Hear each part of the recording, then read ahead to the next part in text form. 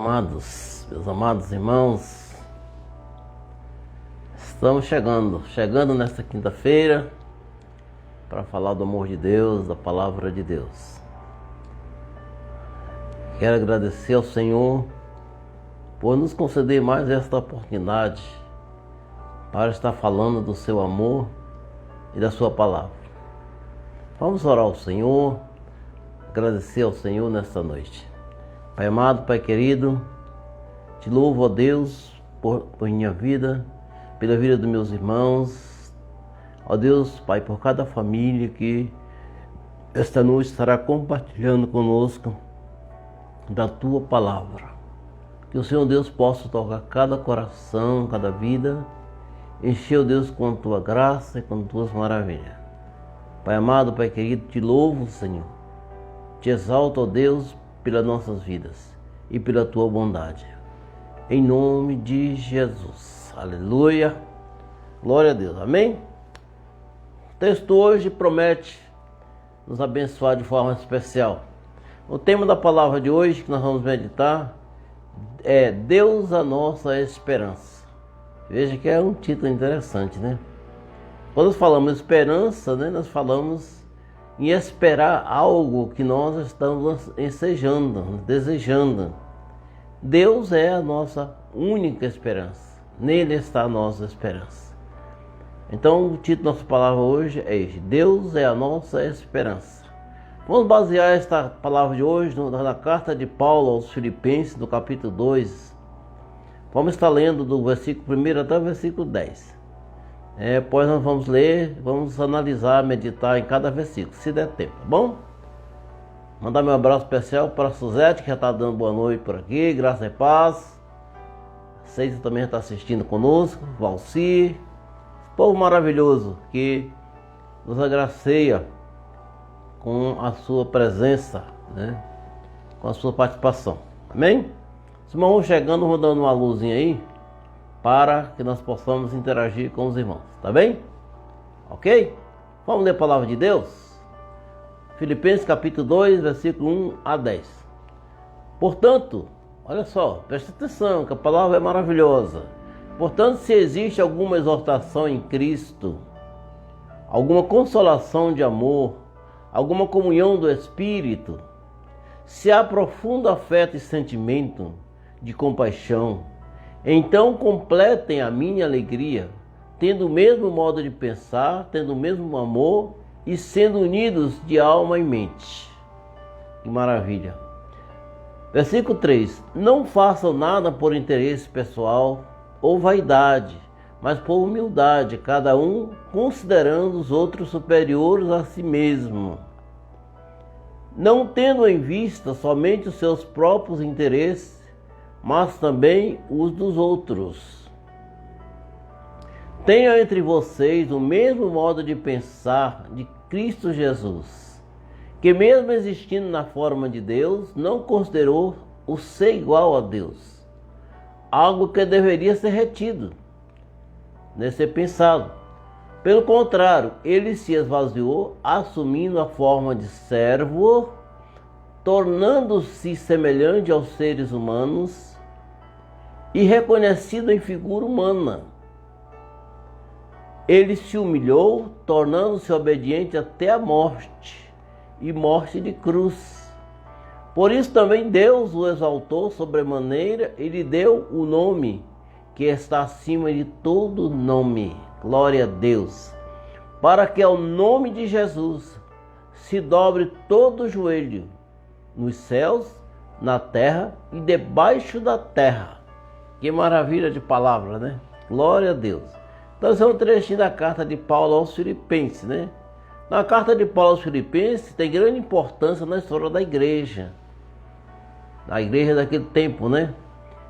Paulo usa esta carta como exortação e ao mesmo tempo como fortalecimento para os irmãos daquela igreja da Ásia, né? Então é uma carta muito maravilhosa pela sua literatura.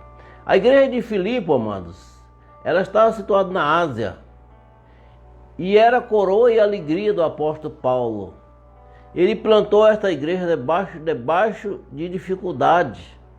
Lá Paulo foi açoitado, lá Paulo foi deixado como morto, mas foi uma igreja muito importante para Paulo. Em Filipe, Paulo foi açoitado com varas e foi jogado na prisão, conforme está escrito lá em Atos capítulo 16.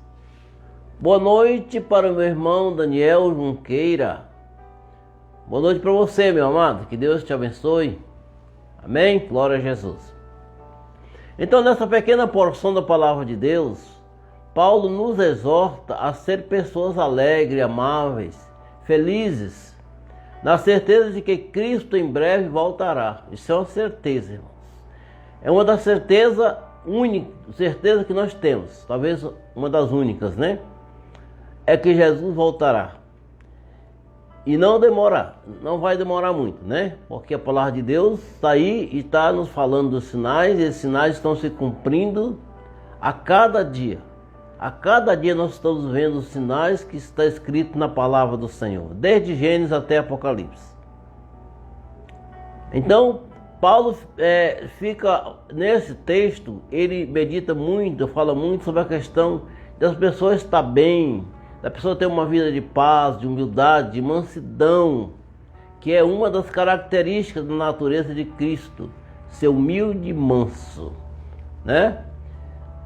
Então, conforme está escrito no versículo 1, ele começa esse texto dizendo: portanto, se existe alguma exortação em Cristo, nós sabemos que Cristo exortou a sua igreja, que Cristo depois, através dos apóstolos, ele exortou a sua igreja. Então Paulo está falando, se existe alguma exortação em Cristo, alguma consolação de amor, alguma comunhão do Espírito, se há profundo afeto e sentimento de compaixão, então complete a minha alegria, tendo o mesmo modo de pensar. O que Paulo está dizendo? Tendo o mesmo modo de pensar, tendo o mesmo amor e sendo unidos de alma e mente. Paulo está falando sobre a necessidade da igreja de Filipe estar unidas. Os irmãos estão unidos no mesmo pensamento, no mesmo sentimento, com a mesma alma e com a mesma mente. Então era uma preocupação naquele tempo dos apóstolos que plantaram as igrejas, exortar a unidade da igreja, dos irmãos de cada uma daquelas igrejas, para que não fossem assediados, ou mesmo que não fossem tentados, né, por doutrinas vãs, doutrinas que não edificavam, que não levavam ao crescimento espiritual da igreja. É por isso que Paulo diz, se há alguma exortação em Cristo, né, tendo vocês o mesmo modo de pensar, seja, pensando do mesmo jeito. Como é pensar do mesmo jeito para nós cristãos? É estar pensando nas coisas do alto, nas coisas celestiais, esquecendo ou deixando de lado as coisas terrenas, principalmente aquelas que nos afetam e que nos tiram a paz. Eles tendo o mesmo modo de pensar, tendo o mesmo amor, sendo unidos de alma e mente. Isso é muito importante, amados. A união da igreja de Cristo, que existia naquela época, né, era importante, porque as igrejas eram igrejas novas, né? Então existia muita idolatria naquelas cidades. A cidade de Filipe, que era muito próxima à cidade de Éfeso, levava uma grande influência da deusa Artemis, que era uma deusa que existia em Éfeso, e que o pessoal venerava muito, idolatrava muito, né? Então, Paulo se preocupou muito com isso. Ele fala que aquele povo, os irmãos da igreja de Filipe, deveria ter o mesmo pensamento, a mesma união, né? Ser unidos. Isso não é diferente, mano, da necessidade que nós temos hoje. A igreja de Cristo precisa estar unida hoje, da mesma forma. Ter o mesmo pensamento, cada um dos amados irmãos, ter o mesmo pensamento, ter o mesmo modo de pensar, estar unido de alma e mente. Porque, amados, a humanidade, nos tempos que nós vivemos, está a cada dia mais distante de Deus. O homem está se deixando levar por caminhos que distancia cada vez mais de Deus. E não é este o propósito de que Paulo falou e nem de que Cristo nos ensinou. Ele fala da unidade da igreja, do crescimento da igreja através do amor fraternal. Então é muito importante, amados, muito importante mesmo, né? Quero pedir aos irmãos que estão entrando aí, que comentem alguma coisa para que nós possamos estar interagindo com os irmãos, tá bom? Mandar meu abraço especial para a Lúcia Valadão. Boa noite para você, amada irmã. Ela está dando graça e paz a todos os irmãos e pastores. Aleluia, glória a Deus. Então, amados, o propósito da igreja, que Paulo escreveu esta carta, a igreja de Filipos, é o mesmo propósito da igreja de hoje. A unidade, viver em união. É como está escrito lá em Salmos. Que bom e consoável é que os irmãos vivam em união. Temos visto muita diversidade, muitas contendas, às vezes, entre irmãos de igreja. Porque minha igreja é isso, porque sua igreja é aquilo. Mas Cristo é o mesmo, irmãos. Nós não temos que estar perdendo tempo com contendas. É por isso que Paulo escreveu para nós: não entreis em vãs contendas. Boa noite, minha amiga Iranley, lá em Palmas, Iranley, minha colega de trabalho, né? Um abraço para você, tá? Maria Iranley Campos. Abração mesmo, que bom que você está aí, tá bom? Os irmãos vão compartilhando alguma coisa, eu vou respondendo à medida do possível, tá bom? Graças a Deus. Então, amados, o propósito da igreja é unidade. O propósito da igreja é comunhão. O propósito da igreja está seguindo a mesma palavra, a mesma fé, o mesmo Espírito, porque há um só Deus e um só Senhor, mediador entre Deus e os homens, que é Jesus Cristo. Então não há razão para que nós, que professamos a mesma fé, que falamos do mesmo Salvador, está perdendo tempo em contendas vãs sobre isso ou aquilo, diversidade de doutrina, de ideologia. Não, amados, o ensino de Jesus é único. Todo o ensino de Jesus está baseado no plano de salvação traçado por Deus desde Gênesis. Deus traçou um plano de salvação para o homem, desde que o homem caiu lá em Gênesis, capítulo 3 de Gênesis, que conta a história da queda do homem. Deus plantou, estabeleceu um plano de salvação em que a centralidade desse plano de salvação é Jesus Cristo. Não existe outra coisa, nem existe razão para as contendas, para as diversidades, para tantas e tantas confusões que às vezes surgem no nosso meio. Então nós possamos aprender com Paulo esta noite. Então, que ele fala, completa a alegria dele. Paulo ficava feliz, iria ficar feliz quando os irmãos tivessem o mesmo modo de pensar, o mesmo modo de agir, o mesmo pensamento e ser unidos de alma e mente. Né, Raimundo Nata? Paz do Senhor esteja contigo, pastor. Graças a Deus.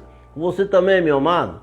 Com você, com a sua família. Que Deus te abençoe grandemente, tá bom?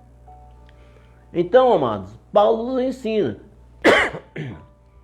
Paulo nos ensina a ter unidade. Viver em unidade. Porque Cristo é um só. Cristo morreu uma única vez. E através dessa única vez que ele morreu, o seu sangue foi suficiente para nos cobrir, para nos revestir e para nos proteger. Amém? Glória a Jesus. Então Paulo está falando dessa necessidade da unidade. A unidade de Cristo através da igreja. A unidade de Cristo através do amor que foi plantado em nossos corações. Através da palavra de Deus que está em nós. Mandar meu abraço especial por meu irmão Lupercio Reis, lá em Conceição do Araguaia. Abração para você, meu amado. Que Deus te abençoe grandemente. Tá bom? Você, a irmã Zeni, a Maria do Carmo, Fernandes, o Pedro, a irmã Carmelina. Deus abençoe vocês. Que bom essa família que nós amamos de coração. Glória a Deus. Mandar um abraço especial também para a irmã Graça, lá em Araguaína. Que Deus possa estar te abençoando, minha irmã. Deus abençoe você de forma especial. Aleluia. Ô Íris Valadão, meu cunhado. Rapaz, como você está, homem? Sumiu, seu. Fala com a gente por aí, tá? Ele está dizendo aqui, juntos, unidos na fé. Maravilha, Deus te abençoe também. Olha só o versículo 3 dessa carta, desse capítulo dessa carta. Diz: não façam nada por interesse pessoal ou vaidade. Veja bem o que Paulo nos ensina, irmãos. Não façam nada por interesse pessoal ou vaidade.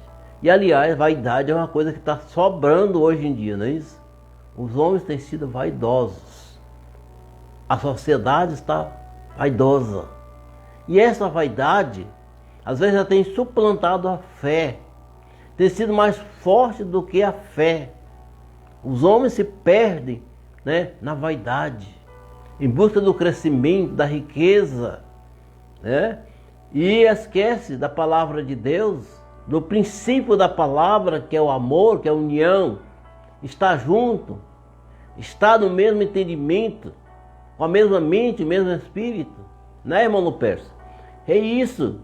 Então Paulo diz logo, ele nos ensina aqui, nos exorta: não façam nada por interesse pessoal ou vaidade. Não, amado, tudo aquilo que nós fizermos, nós temos que fazer, não pensando somente em nós, mas pensando também como, né? Que aquilo que nós fazemos possa ajudar alguém. Aliás, a principal natureza de Cristo foi servir. Cristo viveu para servir, como ele mesmo diz: eu não vim para ser servido, eu vim para servir. E essa natureza que Cristo estabeleceu, que Cristo tinha, é a natureza que ele plantou em cada um de nós através do Espírito Santo.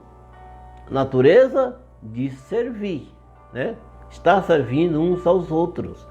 Então Paulo nos ensina: não faça nada por interesse pessoal, mas faça pensando nos outros. Não faça por vaidade, por eu querer crescer e aparecer, ser maior do que os outros. Irmãos, nós não somos maior do que ninguém. Se Cristo não foi maior e não se considerou maior, mesmo sendo igual a Deus, conforme está escrito na palavra, como ele próprio diz: eu e o Pai somos um. Mas mesmo tendo a forma, sendo Deus, ele não quis ser igual a Deus. Então por que às vezes nós queremos ser melhor do que alguém? Não, amados, nós não somos melhores que alguém.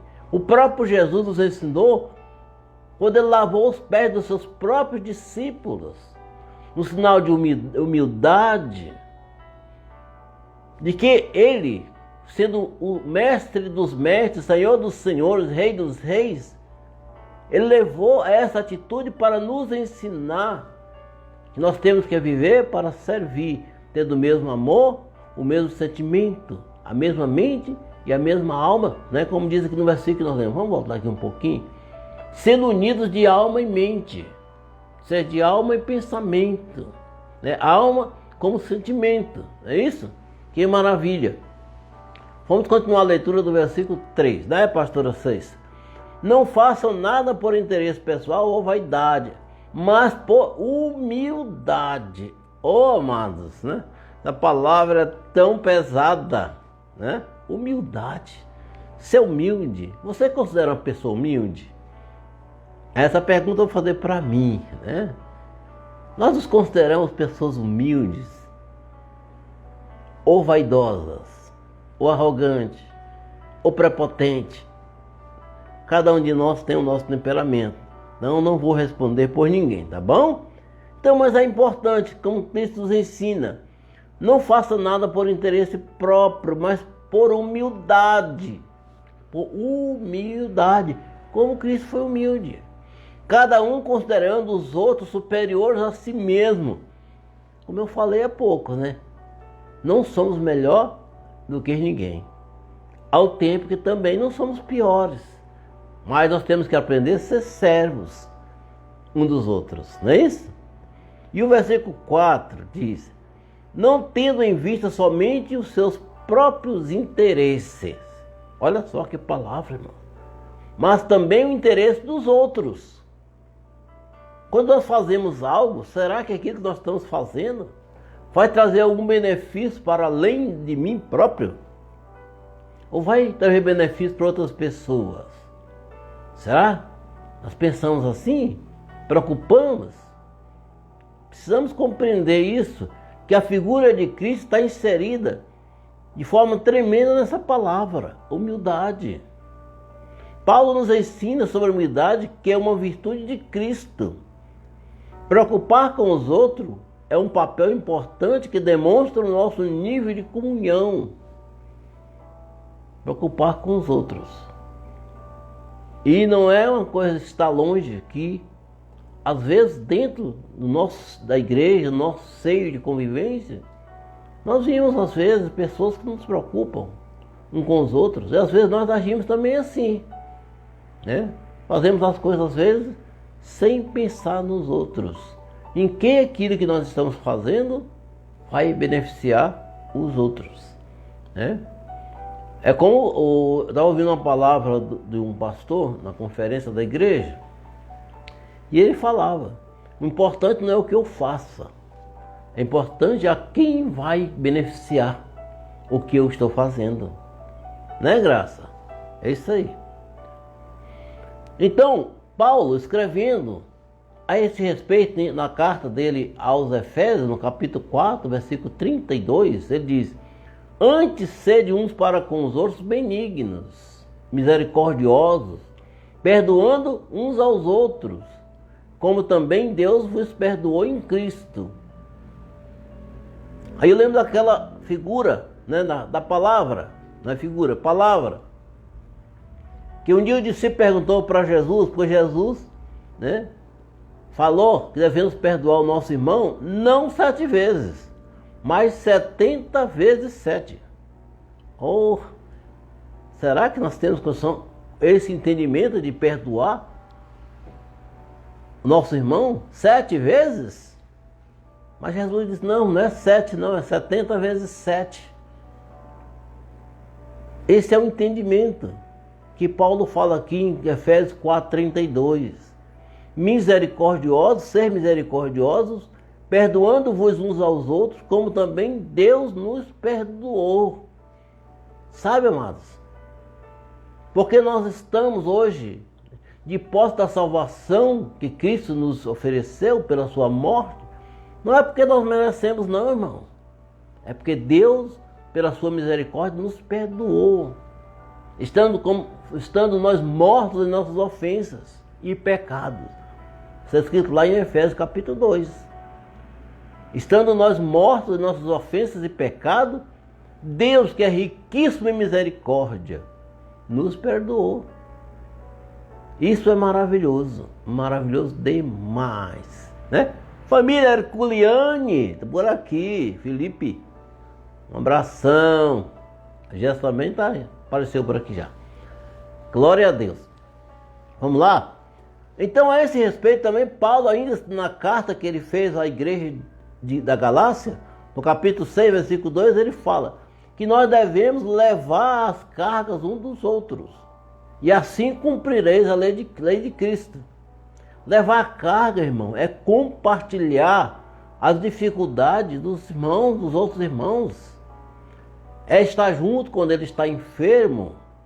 É estar junto quando ele está em dificuldade. É estar junto quando o irmão está em crise, com problemas. Isso é levar a carga. Isso é carregar.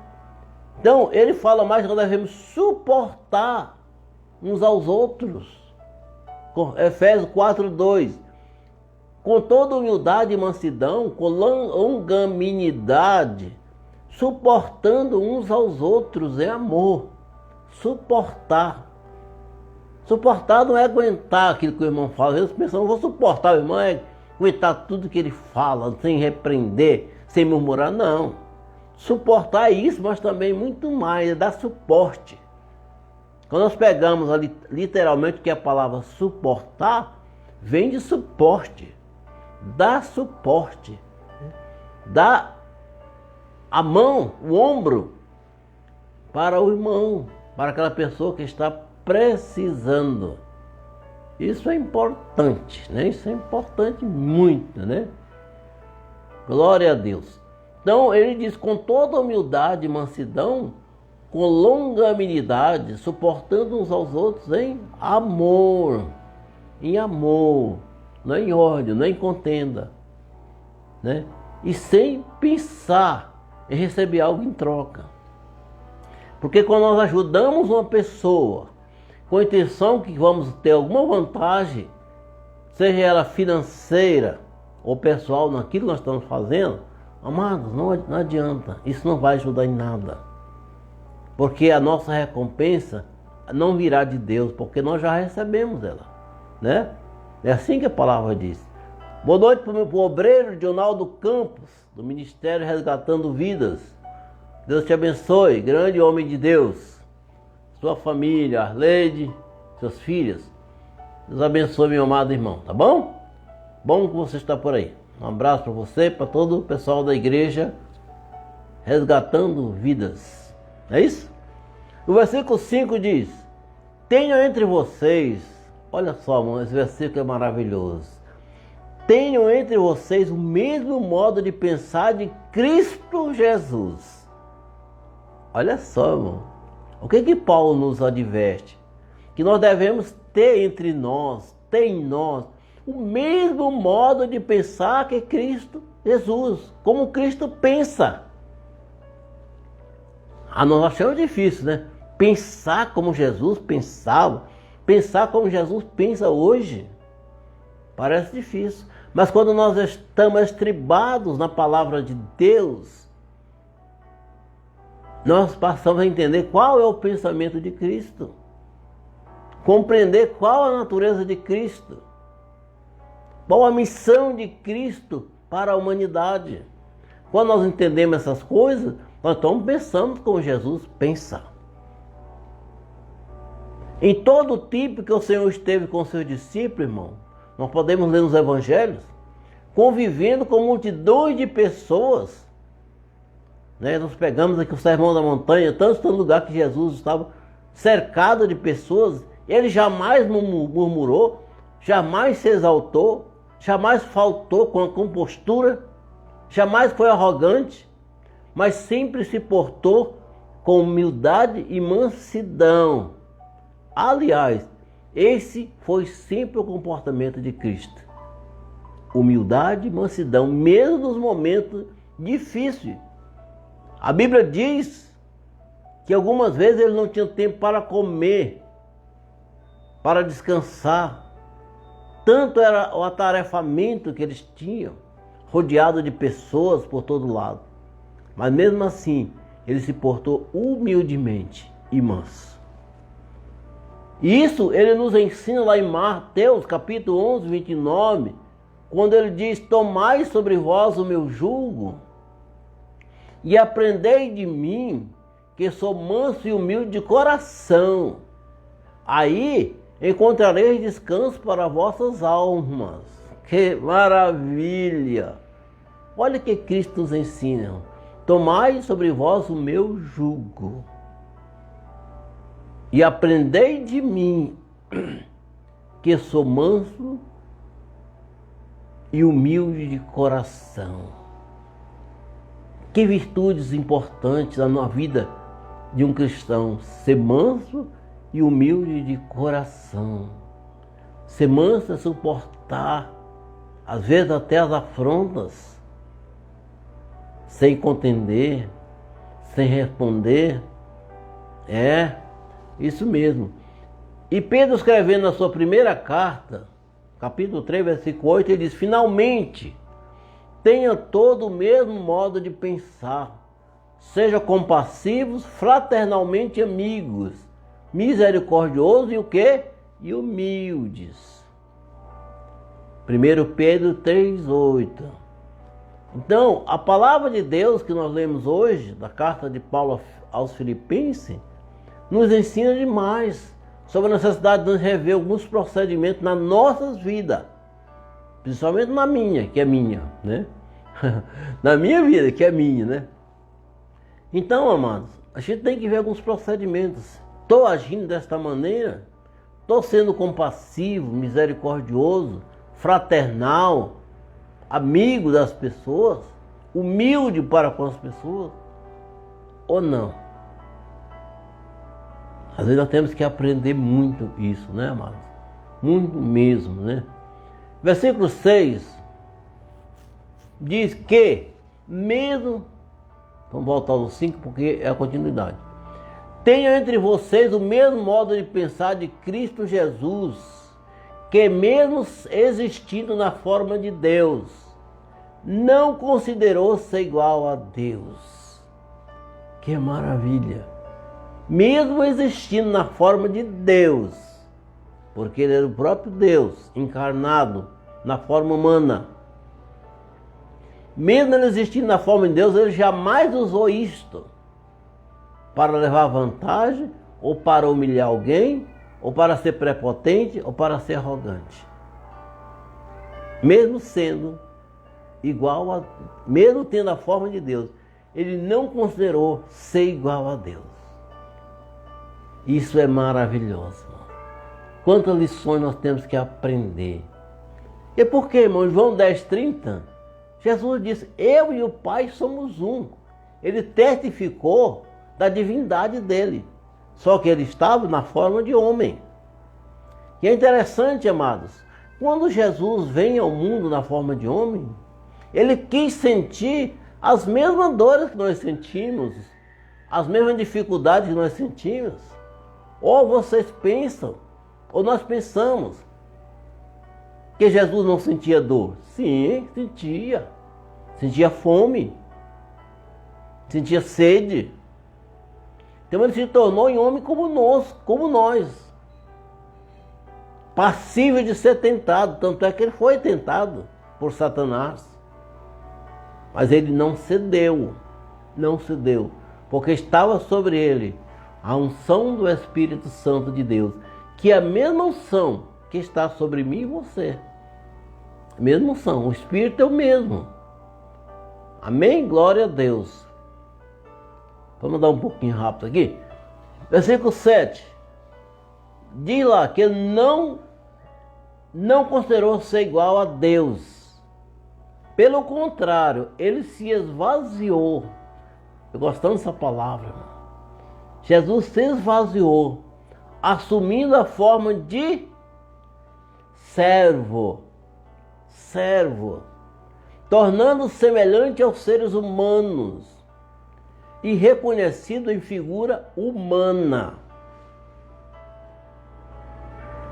Quando Jesus chegou da Judéia após o batismo, que ele chegou na Galileia, lá na sua cidade, Nazaré, e começou a fazer alguns milagres, o povo de Nazaré não aceitou. O que eles disseram? Não é este o filho de José? Não é este o filho de Maria? Por acaso não são esses seus irmãos e suas irmãs? Como é que ele chega fazendo isso ou aquilo? Sabe, amados? Então, ele se tornou humano, nascido de mulher. Nascido de mulher. Se tornou uma pessoa naquela cidade que ele nasceu, como outra qualquer. E às vezes eu medito, amados, que a palavra, né, a história paralela, nos diz que Jesus, durante muito tempo, até os 29 anos de idade aproximadamente, ele viveu com o ofício do pai, de carpinteiro. Tanto é que a Bíblia chama ele de carpinteiro, né? Carpinteiro. Então ele viveu como carpinteiro.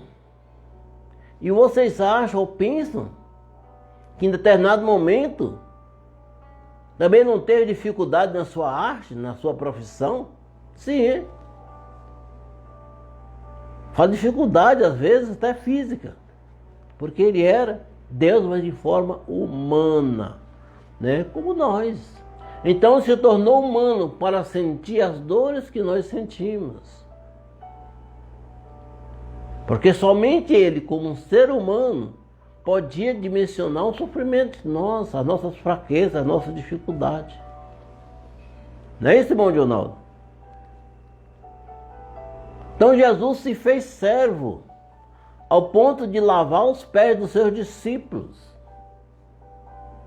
Ele mesmo disse que veio para servir. Marcos capítulo 10, versículo 45, está escrito assim, o próprio Jesus falou, pois o próprio Filho do Homem não veio para ser servido, mas para servir e dar sua vida em resgate por muitos.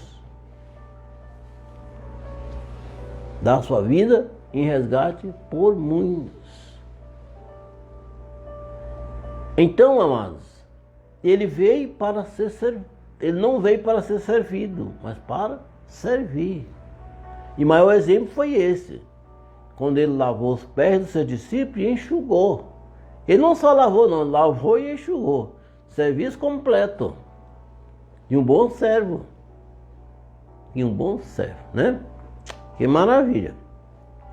Versículo 8.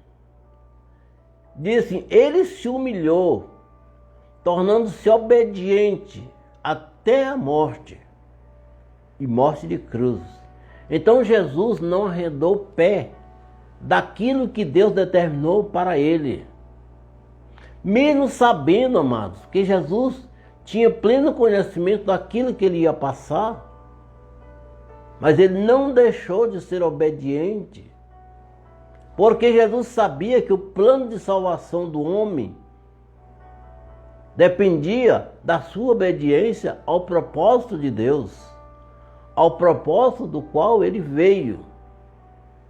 Ele veio. Então em Hebreus 5:8 diz, embora fosse filho de Deus, aprendeu a obediência pelas coisas que sofreu, pela sua vida.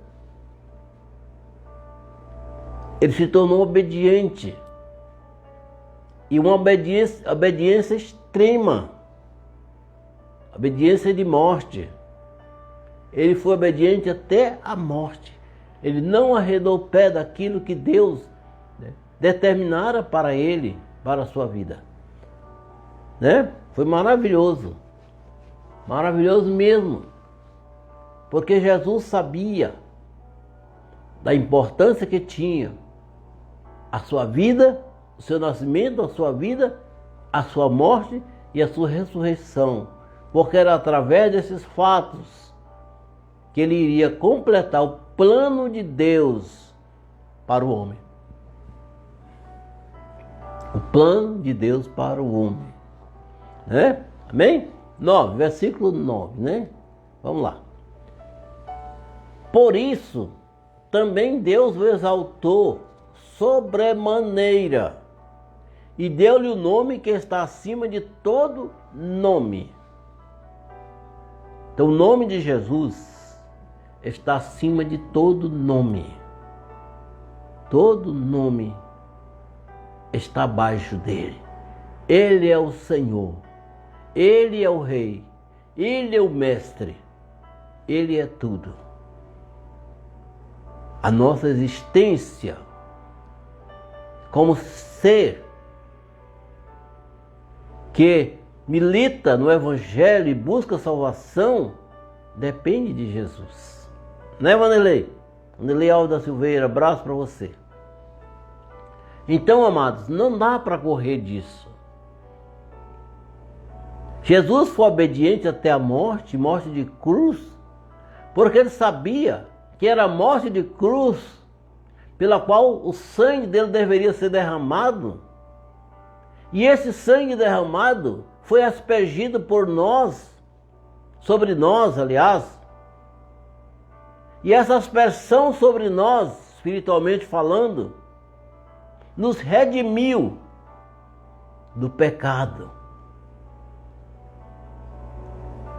Ele nos redimiu do pecado. Na carta aos Colossenses, no capítulo 1, versículo 13, fala que nos libertou da lei do pecado e da morte pelo Filho amado Jesus Cristo e nos transportou para o seu reino. Né, Suzete? É maravilhoso demais. Então o nome de Jesus é reconhecido nos céus. É muito importante, amados, quando nós lemos lá Apocalipse capítulo 5, na visão que João teve do trono de Deus, diz que ele viu o Cordeiro ao lado do Pai e com miragem, ou seja, muitos e muitos e muitos anjos cantando um novo cântico dizendo: digno és o Cordeiro de pegar o livro, de quebrar os selos, porque foste morto e com teu sangue compraste para Deus os que procedem de toda tribo, língua, povo e nação. Glória a Jesus. Está entendendo a magnitude disto, irmão? Somente Jesus foi digno de tomar o livro e abrir os seus selos, porque ele foi morto e com o seu sangue nos comprou para Deus, irmãos. Nós somos comprados por um alto preço. Não foi com real, não, nem com dólar, libra esterlina, também não. Nós fomos comprados por um alto preço, preço de sangue. Como diz aqui, com o seu sangue compraste para Deus a todos que procedem de toda tribo, toda língua, todo povo e toda nação. Todos aqueles que professam o nome do Senhor foi comprado com seu sangue, ou seja, toda a humanidade. Então, a escolha é minha e sua de aceitar essa benéfica de Deus, de Cristo. Ele nos comprou. Ele pagou um alto preço por mim e por você. E nós temos aceitado isso? Ou temos ignorado? Existe, irmão, um entendimento às vezes sobre a salvação, que muita gente diz que a salvação é de graça. Não é. Ela é pela graça, porque Jesus nos comprou com seu sangue. Fomos comprados por um alto preço. Alto preço. Versículo 10 diz: para que o nome de Jesus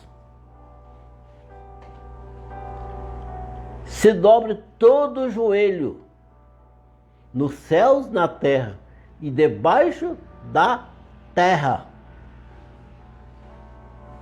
Está falando dos anjos nos céus, dos corpos celestiais, dos seres celestiais, falando dos homens e até mesmo daqueles que já morreram, que estão debaixo da terra. Todos vão dobrar o seu joelho diante de Deus, diante de Cristo, para que o nome de Jesus se dobre todo o joelho, o meu e o seu. Não haverá, quando Jesus voltar para nos buscar, não haverá distinção, todo o joelho vai se dobrar diante dele. E por que, irmão? Conforme Paulo escreveu na sua carta aos Efésios, no capítulo 1, 22, ele diz: sujeitou todas as coisas debaixo dos pés de Cristo, e para seu cabeça sobre todas as coisas. E ele deu isso a quem? A igreja, que somos nós. Ele sujeitou todas as coisas, falando de Deus, debaixo dos pés de Cristo. Tudo está debaixo dos seus pés, para ser a cabeça, o cabeça sobre todas as coisas. Maravilha! Glória a Jesus! Glória a Jesus! E resumindo, finalmente, da história, da palavra, a carta de Paulo aos Coríntios, no capítulo 15, na primeira carta, capítulo 15, versículo 25, está escrito: Porque é necessário que Jesus reine até que tenha posto todos os inimigos debaixo dos seus pés. Todos. E a Bíblia fala que o principal inimigo é a morte. Até a morte.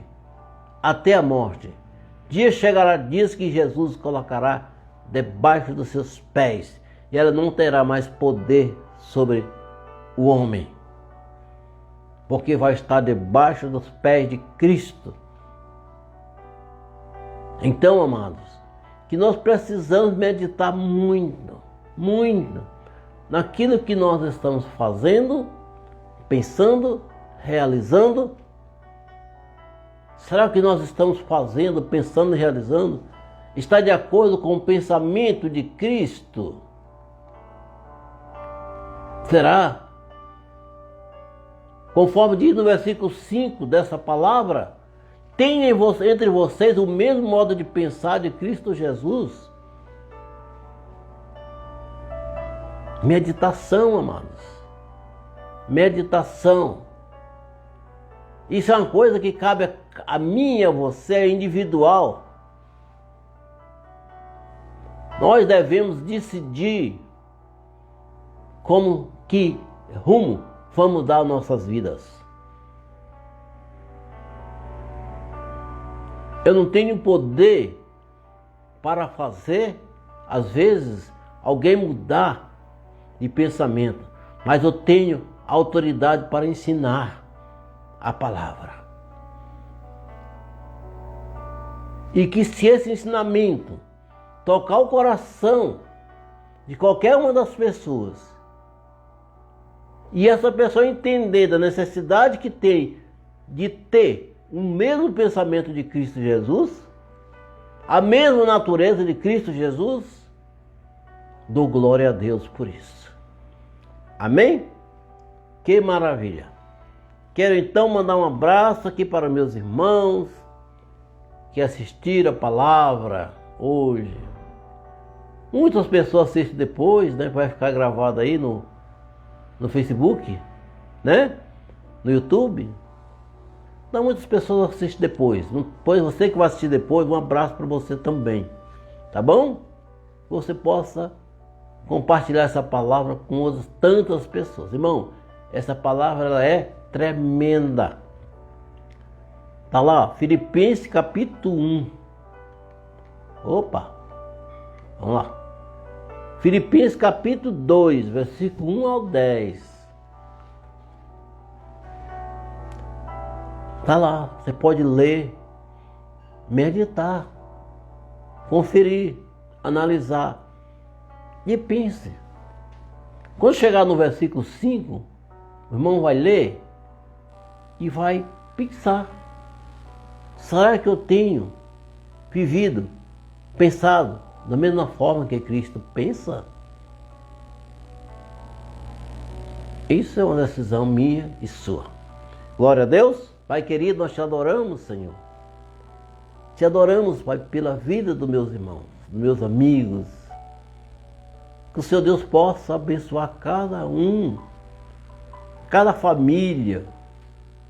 Ó Pai, Senhor Deus, que a Tua palavra possa tocar o coração de cada um dos meus amados irmãos que assistiram, que estarão assistindo esta palavra.